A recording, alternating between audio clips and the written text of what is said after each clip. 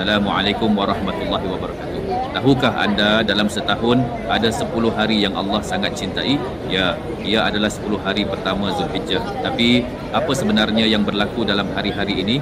Rasulullah bersabda, tidak ada hari-hari yang amal soleh padanya lebih dicintai oleh Allah daripada hari-hari ini. Hadis riwayat Imam Al-Bukhari. Kenapa begitu istimewa? Kerana dalam 10 hari ini terkumpul amal paling utama. Solat, puasa, sedekah, haji, takbir dan zikir. Semua digalakkan serentak. Antara peristiwa penting yang berlaku dalam 10 hari Zulhijjah, 8 Zulhijjah, hari Tarwiyah. Jemaah haji mula bergerak ke Mina.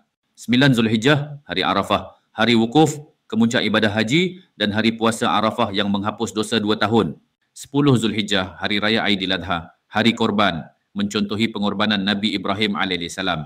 Jadi, jangan lepaskan peluang. Hidupkan 10 hari ini dengan amal terbaik. Bangkit awal, banyakkan zikir, puasa sunat, bersedekah, baca Al-Quran. Kerana ini mungkin Zulhijjah terakhir kita. Assalamualaikum warahmatullahi wabarakatuh.